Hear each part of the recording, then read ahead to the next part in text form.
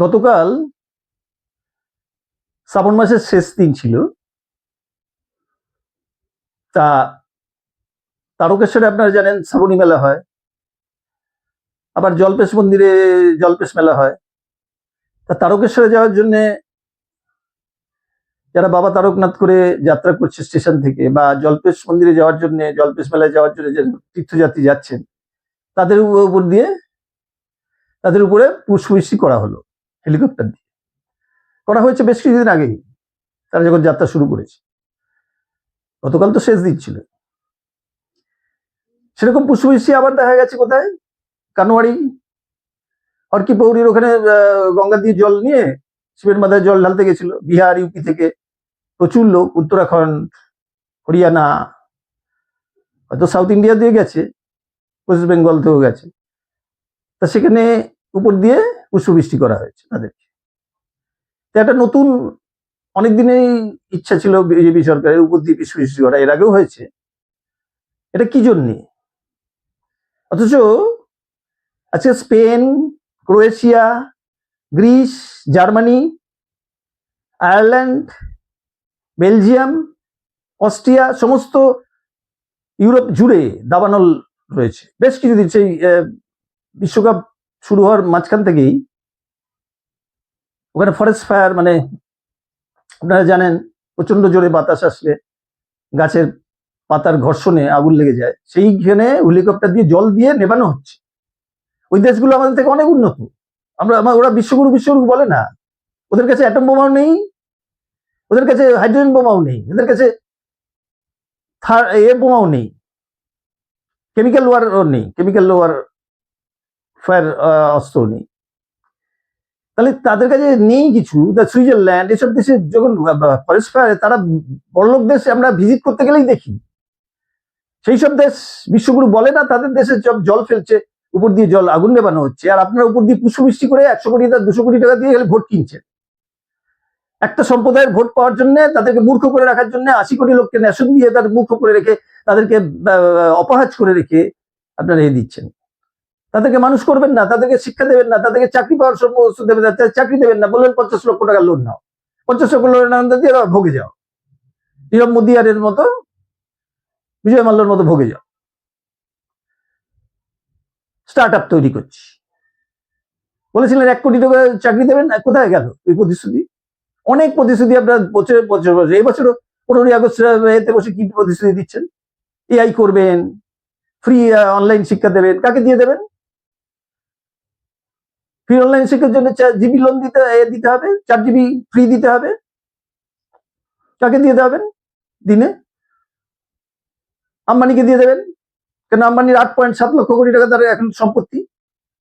Tax দেন অতি অল্প, কেননা ওনারা তো সমস্ত ইনভেস্টমেন্ট দেখান। 8.1 লক্ষ কোটি টাকা সম্পত্তি আদানি, তাকে দিয়ে ওইসব টিচারদের পুষবে।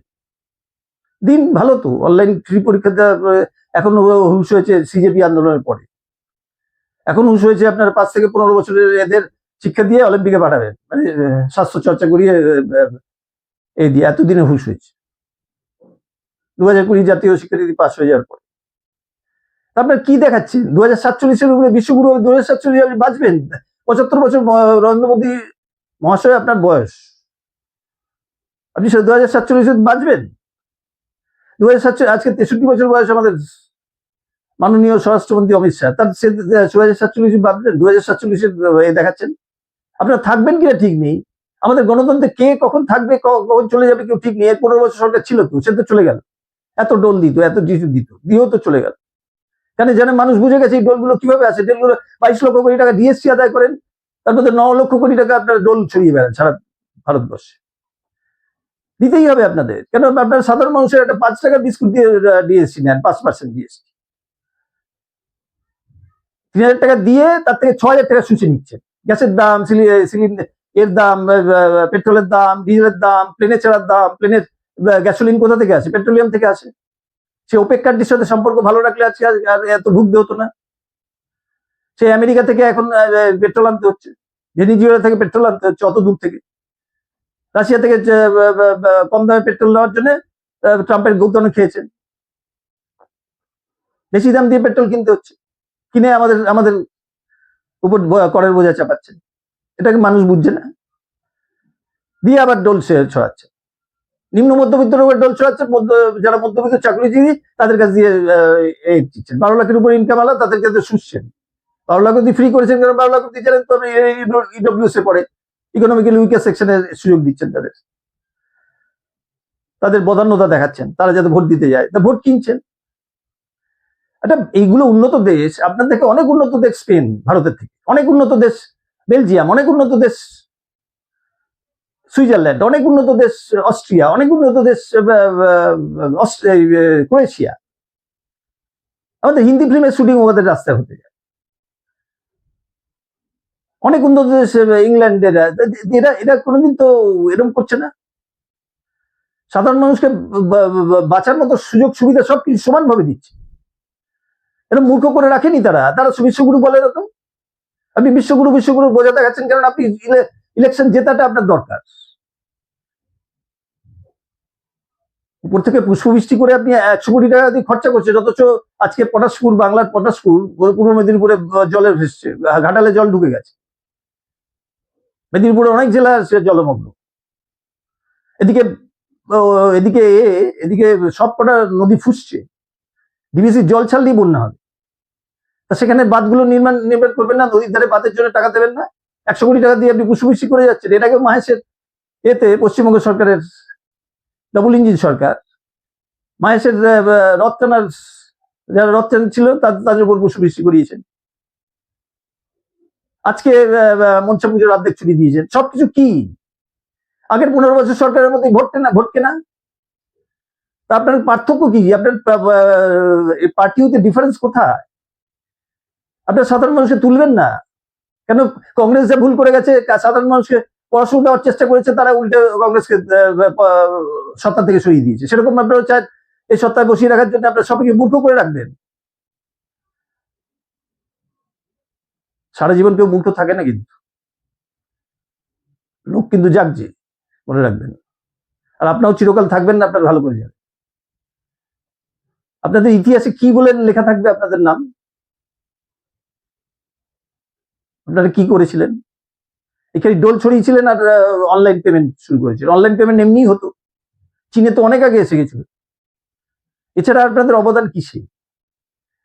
কোনটা সরকারি দিয়ে করছেন? যত টাকা নয় ছয় করছেন, জানেন 22 লক্ষ কোটি টাকা বছরে আদায় হবে বলে উপর থেকে বেশি করে টাকা খরচ করছেন। এ তো বড় লোকের ছেলে, স্পয়েল চাইল্ড। বড় লোকের চাইল্ডেরাতে কোটি কোটি টাকা আছে, সে এখন ফেরারি গাড়ি করে চালাচ্ছে, সে গিয়ে অ্যাক্সিডেন্ট করে মেরে ফেলছে লোককে। এরকম অবস্থা হয়েছে আপনাদের বিজেপি সরকারের। বড় লোকের স্পয়েল চাইল্ড আপনারা। আপনাদের হাতে প্রচুর টাকা এসে গেছে, নয় ছয় করছে, সব বিলিয়ে নজর করছেন, মানুষকে তৈরি করছেন না, চাকরির সুবিধা করেননি।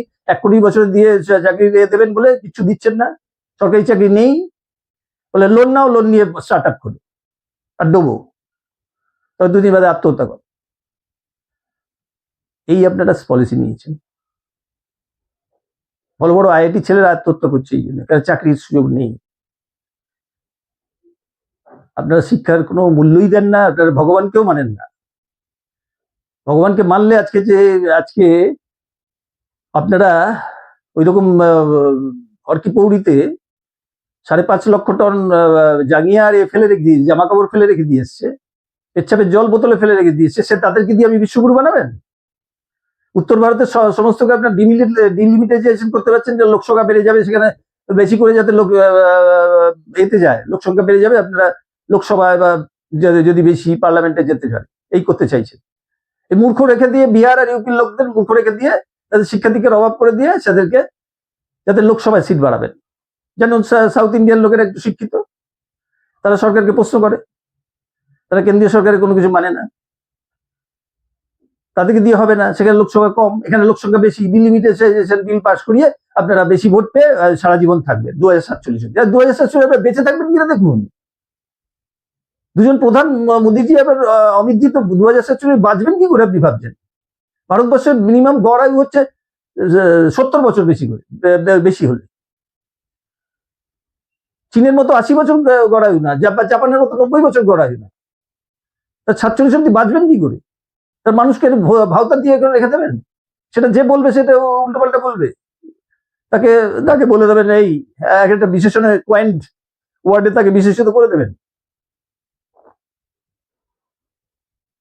ভাবুন, অন্যকে ভাবাতে শেখান।